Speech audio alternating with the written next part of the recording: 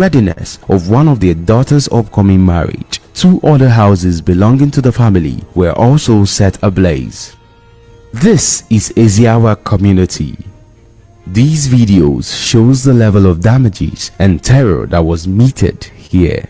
In this video, we see 3 houses of Nze Tobias Obi, a 67 years old man, grandfather, a respected leader in the laity council of the Catholic Church, and a native of Akama village in Eziawa Autonomous Community or Su local government area, Imo State.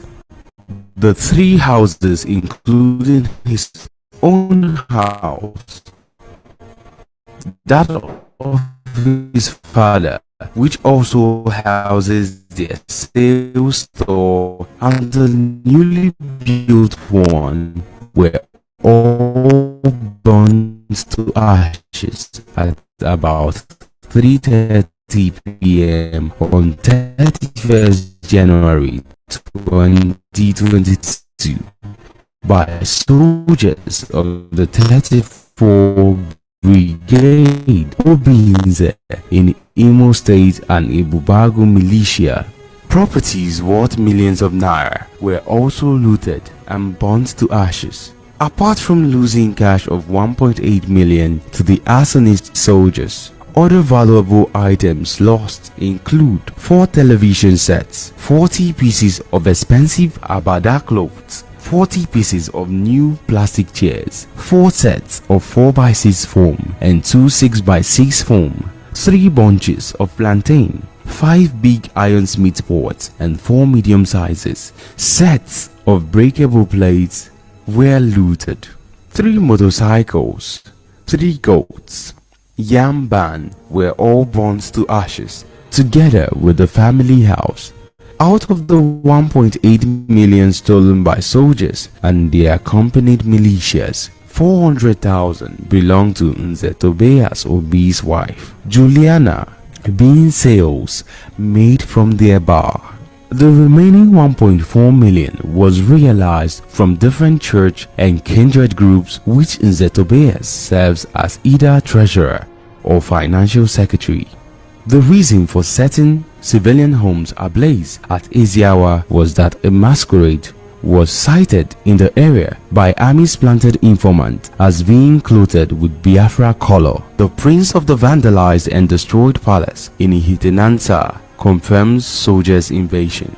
According to the first son of the traditional ruler of Akaman and Nansa Autonomous Community under Ihitenansa, Prince Barrister Victor Agogweshi, who spoke to Intersociety on phone on Tuesday 15 February 2022 at about 5:55 a.m. The leader of the army from 34 Brigade Obinze in Northerner called him while the attack on his father's palace was going on 26 January 2022 and said they just broke into one of the rooms and saw his professional card and phone number, and they decided to call him and stop the burning down of the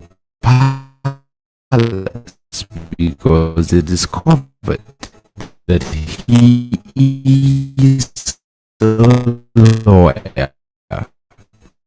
The army team leader also told the parents that they invaded the palace because they suspected it to be IPOB camp. And by the time they discovered otherwise, the damage had been done and that he should take what happened as he sees it. Prince Barrister Agogweshi, who is an Abuja-based legal practitioner, told Intersociety that his father's palace was desecrated, ransacked, destroyed beyond imagination, and nearly burnt to ashes. non-valuable properties in the palace, including 8 sets of television, expensive electronics, and so on, were either burnt to ashes, damaged, pillaged, or plundered. The army team leader also informed the prince that they noticed that his father, Eze Agugeshi, was freshly interred, having joined his ancestors, and that by the time they discovered all these, the damage was already done. These and more are the atrocities going on in the various locations highlighted. Talking about the authenticity of the video clips we gathered that are forming part of the international documentary that is in making, the authenticity of the video clips is not in doubt, apart from the fact that we are trained in the area, in this particular area. We're also conscious of the fact that people go about posting videos without a textual background, without textual definition, without intellectual validity and explanation, without destination, with their destination's blood, and thereby raising some critical credibility question regarding such video clips. So in our own case, it's a different ballgame. We also refuse to authenticate or derive our video clips from those being circulated online. So our video clips are virgin, derived from the source, and organized or recorded by victims and the natives of the 3 affected pilot communities in Imo State, including Eziawa, Osihikwa, and Itenansa. We also have other video clips from other areas, like the recent military shooting at Ogu in Enugu State, and so on and so forth. So the ones we have here in the documentary are very, very authentic and very valid, and have no credibility question. And to further confirm the authenticity of our video clips, we we sent our investigators to the communities, affected communities, to cross-check the ones that we have gathered from the victims and other natives from the communities, and our investigators went and came back, corroborating the videos, video clips we got from the natives, concerned, and our investigators also visited the scenes where the video clips were, taken in the 3 communities mentioned. So the authenticity is not. There is no need. Our video clips are very, very authentic.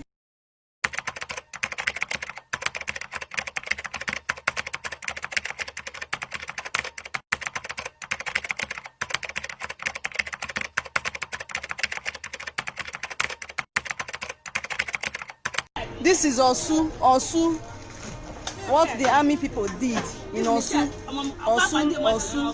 close to Ekututu, opposite Obianeri filling station.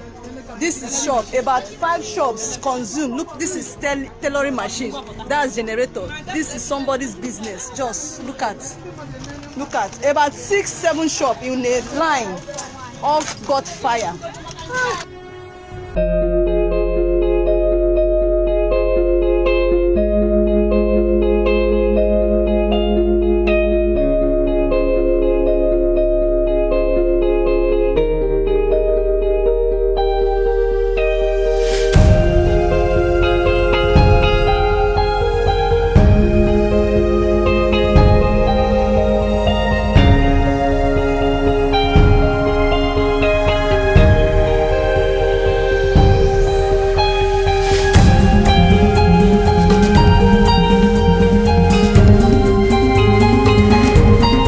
Nigerian military forces. This morning, they have been shooting since morning. shooting and killing innocent people, bombing people's shop and properties. That's what we witnessed today. So we are not happy. How can government deploy his security agents to destroy people celebrating their Easter festival who are in a sad mood? This is what we experienced this morning. Since night, nobody have slept this area. They will be shooting sporadically. Nigerian military forces shooting every damn thing they see, burning people's shop and property. Oh God.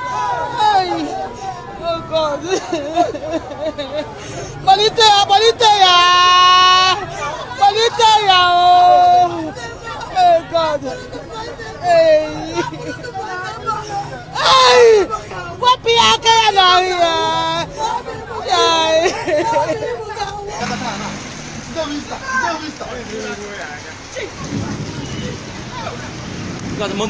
MD motor. MD. Then in one of the areas where they bring order is where you have insurrection. Then when we go to section 305, it's talking about situations where the military are being called to intervene in bringing order. And judging from what we have on ground, those places where those incidents happen, where their houses were burnt, you can see the situation never warranted for a state of emergency. And when you go to section 305, that section 305 talks about the procedure by which that state of emergency is being called. And the procedure doesn't include burning people's houses. You have the procedure whereby you have to get the 2/3 votes from the House of Assembly. It is the governor that calls for the state of emergency. Then they will now have 2/3 votes from the House of Assembly. Whereby the governor fails to call for the state of emergency, the president's sumoto will now call for it. There will be 2/3 votes from the National Assembly. That is how the procedure for calling for state of emergency. But in this situation, there wasn't anything like that. There was no application of section 305 as it has been stated according to the Constitution. The whole idea of doing this is one to expose the atrocities, the conduct atrocities of the Nigerian security forces or agencies, which has no place in international law or local laws of the country, or even the country's treaty, regional and international treaty laws, especially assuming the Nigerian security forces are tagging the civil space disturbances or turbulence in eastern Nigeria as act of war. It has no place in the laws guiding the situation of armed conflict, whether intra-state armed conflict. It has no place. So we do not know where this evil practice, was derived from. So the whole idea is to, like I said, is to expose their conduct atrocities, to expose the falsehood by the soldiers of Nigerian Army and the other high commands of Nigerian security agencies, to also expose the perpetrators because from our own investigation, it was established beyond any contention or argument that the atrocities in question are majorly being perpetrated by soldiers of Nigerian Army, Egubago militias, raised and funded by government of Imo State under purpose of them. The law is against any crime committed to humanity, especially the defenseless civilians. That principle is embedded in the ICC statute.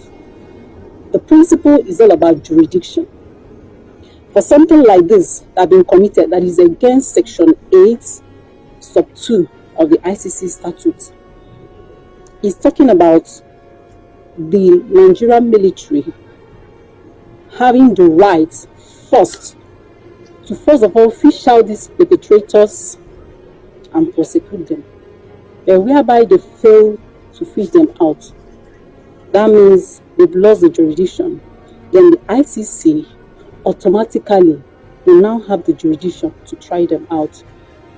So for this particular thing that I've committed, according to evidences that we have, where the military went to the defenseless civilians' houses and we are burning their houses for no just reason. Defenseless civilians burning their properties, which is against their fundamental right to own a property. Any part to own a property, that is their fundamental right.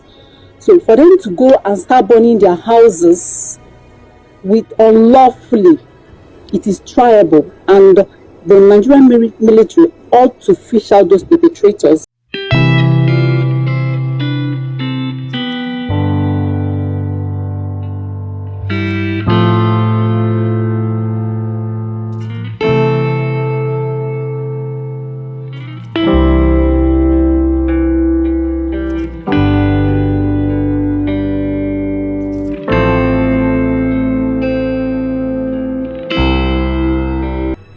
To use the opportunity to call on Nigerian security agencies and their top high commands and as well as government of Nigeria to launch an independent investigation into this so as to fish out the officers concerned and punish them accordingly in line with the laws of Nigeria and international laws under United Nations system.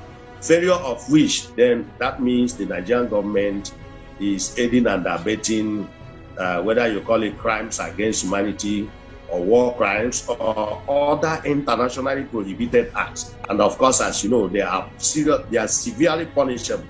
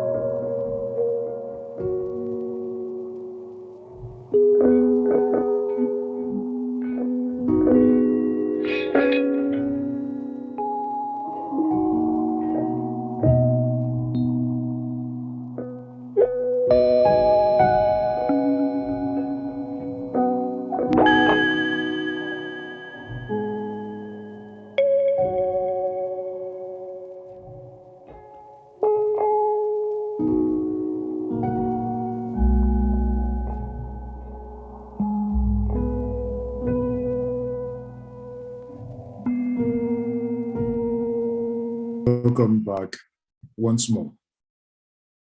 Now we have watched the premiere of that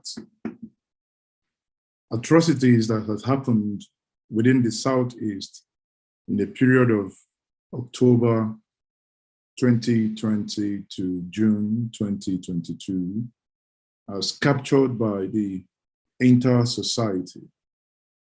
Now we will take a comment from an international partner to Intersociety.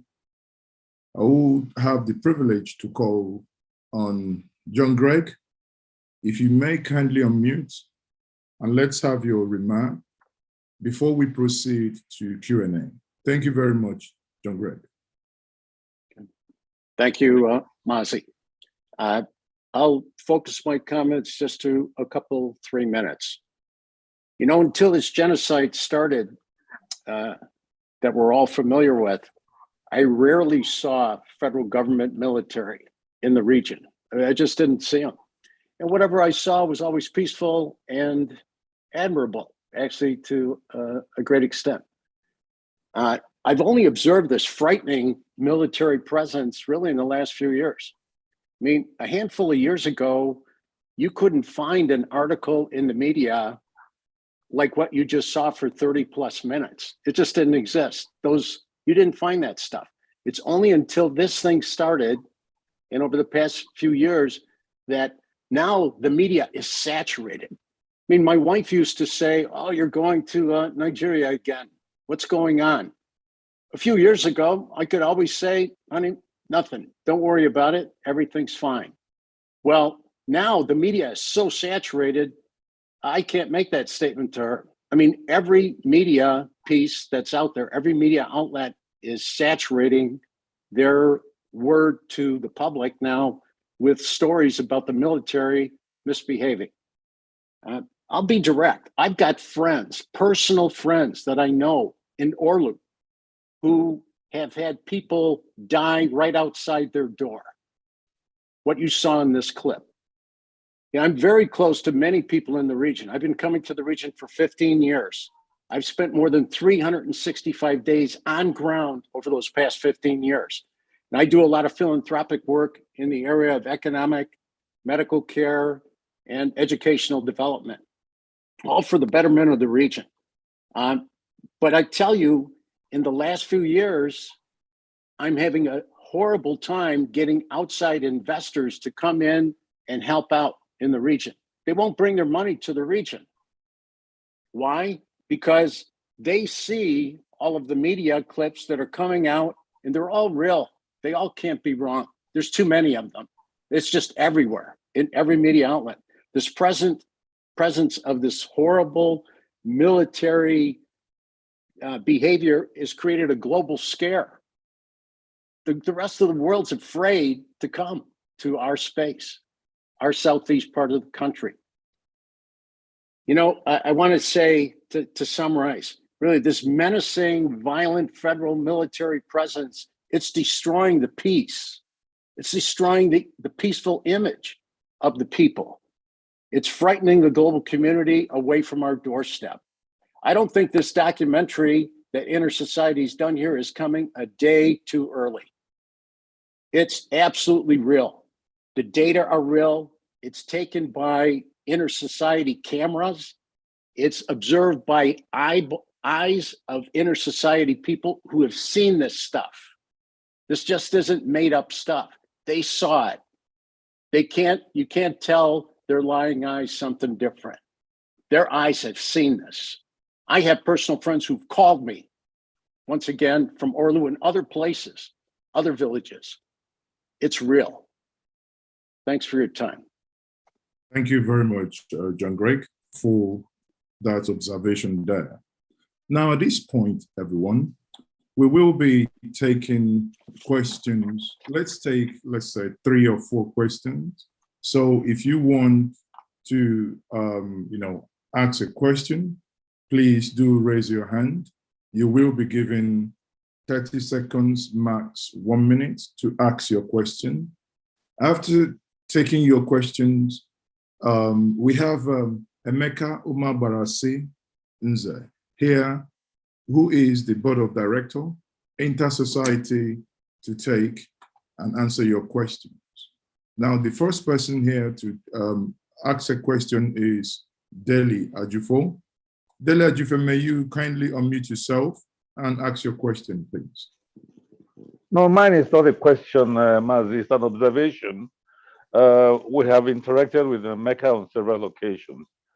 We, the people of Igbo, are probably not handling this thing very well. John Gregg knows that. I've spoken to him on several occasions. We allow the governors, the so-called governors of Igbo land, to create mayhem in an attempt to placate their so-called caliphate masters, until we have a formidable, and I mean formidable, organization to take our governors to task. We'll continue to have this issue. Why on earth should the governor of Imo State invite soldiers to desecrate and decimate Igbo land? Why should the Bubago be formed under the guise of attacking Igbo? For what reason? we are encouraging the massacre and the destruction of our land. So if we don't take the laws into our hands and troll our governors or our so-called political leaders, this thing will continue. It will continue until Buhari leaves. Because Buhari in 2011 stated that his only regret, and it's on tape, was that one Igbo man survived the civil war. He will stop at nothing to annihilate every Igbo man in town today. I'm not going to take your time, but we have arrangements on ground to tackle these things. The world must begin to see what is happening in Igbo land. Every little thing that happens in Myanmar is known to the world. Sudan next door to us, if they cough, the world knows. But nothing in Igbo land is being made brought to the attention of the public. We must change that narrative. Thank you very much. Thank you very much, Delia Jufodem. Now, the next person we're going to call now, please do make it brief, is Susan Mount. Susan, unmute and ask your question. So I want to know, are the people of Intersociety in contact with anyone in the diaspora, including Europe, the US, the UK, et cetera, Okay, thank you very much for that question. So I believe when we take all the questions, Emeka can then answer those questions. He is the board of director, Intersociety. So any more questions before we bring Emeka in to answer these questions? Do we have any more questions or clarification? If that is the case, then Emeka, kindly unmute yourself and take this question from Susan. Do you have any international partners in Europe or elsewhere, as she asked? Well, we do have, but I don't know the extent of the contacts the young lady is talking about.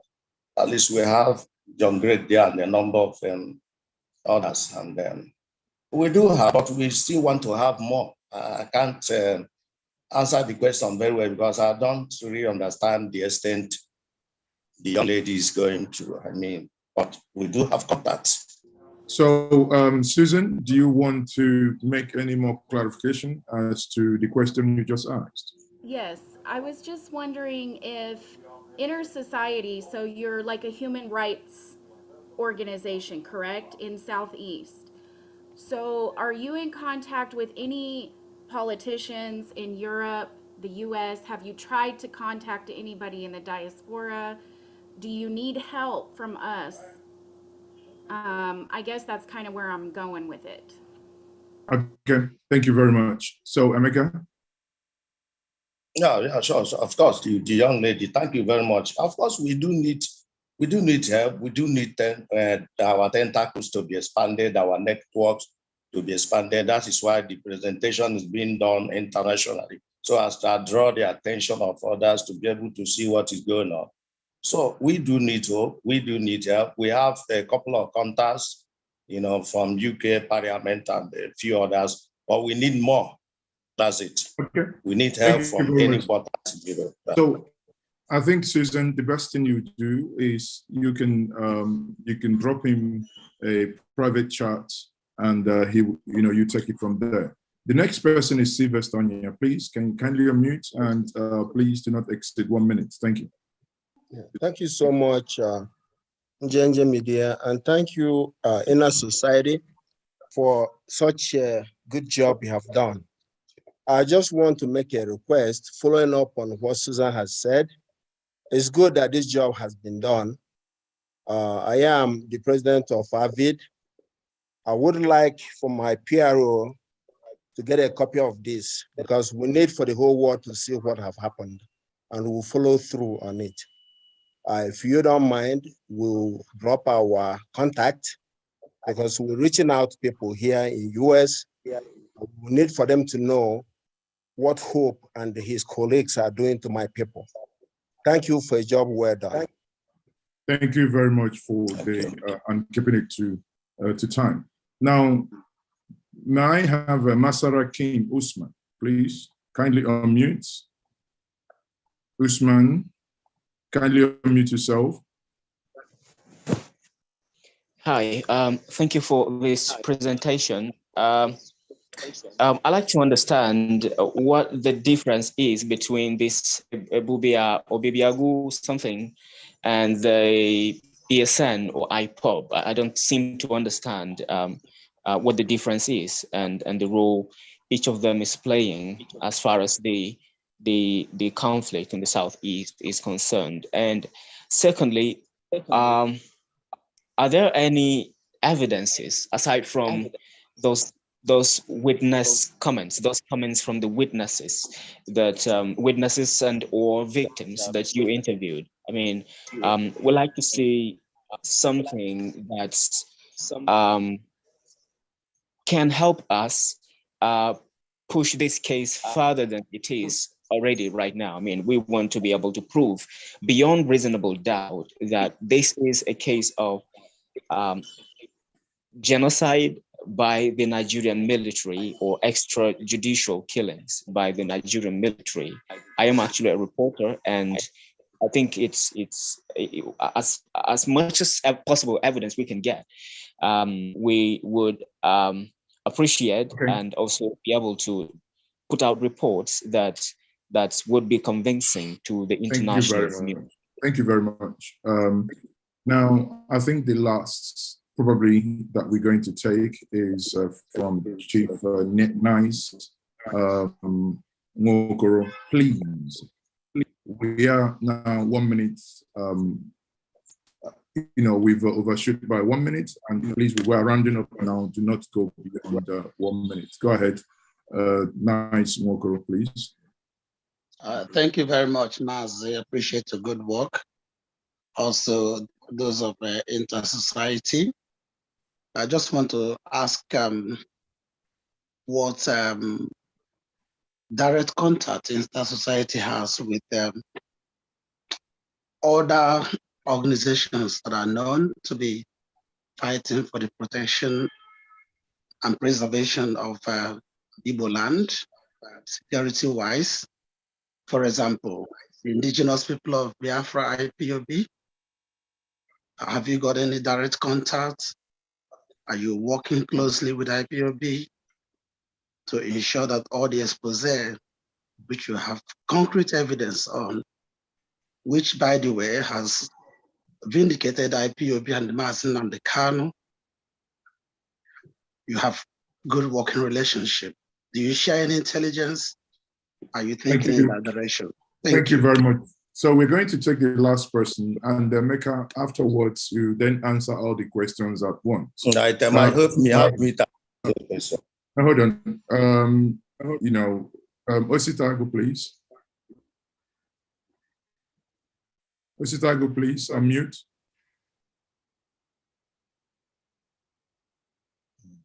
Ositago, please, unmute. Yeah, good evening all. Go ahead, please. 30 seconds. Yeah, it was. I'm trying to talk in respect of the. I think second to the last person. What I think I've been following Intersociety closely. What I think we need is support, because a lot of times it's in the support there's a problem. Financial, moral, however we can do it. One of the challenges we have here is getting evidence or interviewing or getting information from the military or such officers. So we actually rely mostly on the victims, and I know that a lot of them are even scared of coming up to talk. So the evidence they have, maybe it could be better if supported. I just wanted to appeal for support for Intersociety. They are really doing a good job. Thank you, Emeka. Okay, on that note, thank you. That's the much questions that we can take. Emeka, now you are free to take those questions that range from the first one. Guide me, please. It's the evidence is ranging for the reporter there, Masari, who asked a question regarding undisputed evidence to help them write, and also the difference. Someone else, I believe, he also asked a question regarding the difference between Ebubagu, ESN, and Co. And another person also asked a question towards international organizations that you partner with. So if you may quickly lump these questions and provide an answer, then we'll call on Amadi Ebube for his closing remark. Thank you very much.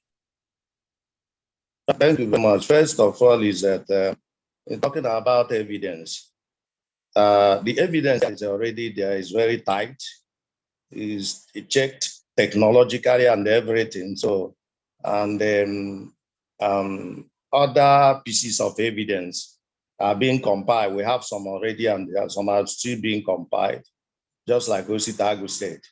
So I don't think with what we have put out today, I think that one is sufficient enough for anybody or any group to do whatever they want to do. The other types of evidence, we understand that, pieces of evidence can be, discreetly obtained and maintained or openly used.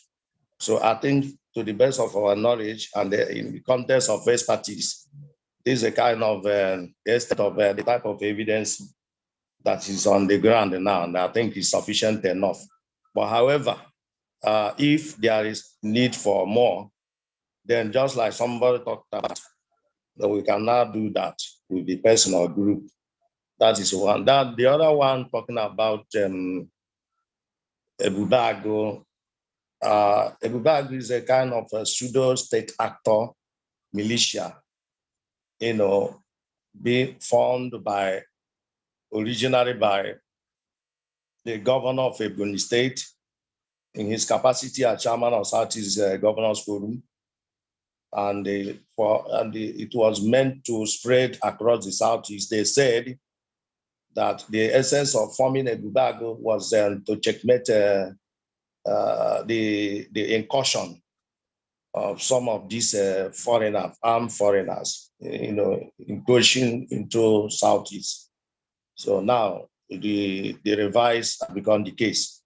From there, the governor of Imo State brought them in, and they have been corrupted and messed up. The whole essence of whatever remains of noble idea behind their formation is totally defeated. So Ebubago is a pseudo government state actor militia. It's not an independent militia. Then about ESN. ESN belongs to indigenous people of Biafra. They said the purpose of forming ESN was for purpose of self-defense, territorial self-defense in forests, in farmlands, in bushes, against these people that come around to kill and rape our women, and they destroy the farmlands and what have you, and take over our bushes and forests. That is ESN. So ESN is a non-state actor and militia belonging to indigenous people of Biafra who made it openly, who took open responsibility for their formation last year, sometime last year, 2021. Then another one has to do with contacts. Of course, like I said, we have contacts. We are working towards having contacts. The ones we have are not enough. We want to have more. We want our message to be heard and to be acted upon across borders, beyond borders, in parliaments, in congresses, in diplomatic cycles, before UN agencies, before Igbo or Eastern or any conscientious Igbo social, cultural or social groups, and other cycles, international, world international and regional cycles. So that is the essence. So we are not averse to the contacts we are talking about. We want to further our networks, global networks. We want to partner with a lot of people, provided we are on the same page with them. Then about the issue of Intersociety, whether we work with the IPOB or what have you, Intersociety is a human rights and democracy advocacy groups. We operate beyond borders, boundaries, and beyond groups. So that is it. So Intersociety has no, maybe formal relationship with IPOB or in any other group. But what we do is that our activities are centered in such a way that the rights of the people in a verge of violation, already being violated, must be exposed, no matter the tribe, no matter the religion, no matter the gender, no matter the class. So that is how Intersociety operates. That is why you see us speaking about events in United States, Canada, even stateless territories, and in the northern Nigeria, and so on and so forth. And whereby state security forces turned against members of IPOB who are unarmed. Once we look at it from the prison of local and international law, and found out that it is an infraction of the law, and they are done outside the confines of the law. We rise in defense of those people that are being persecuted, whether they are IPOB or any other group. That is why we say Intersociety as a human rights organization operates beyond certain cultures, territories, and what have you, organizations and what have you. We stand at the top to be able to, play the role of a watchdog, to watch what is going on, to make sure that both state actors and non-state actors are made to conform to the rules and regulations or laws, local and international laws, conventions, and what have you. That's the thing. Thank you. Any remaining question, Maz? No, I think it's exhausted. So that's just to come to that. So now we are going to take, we are wrapping up now. Sorry if you had joined us and we are just going slightly above the time that was planned for this event. Now, the next person, for the closing remark here, we are going to be taking a comment from Amadi Ebubembama, a US-based consultant in anti-money laundering, anti-terrorism financing, Bank Secrecy Act, Office of Foreign Assets Control. Again, he is a retired bank regulator. Amadi Ebube, please. May you quickly give us your closing remarks. Thank you very much, Mazi Ezeoke.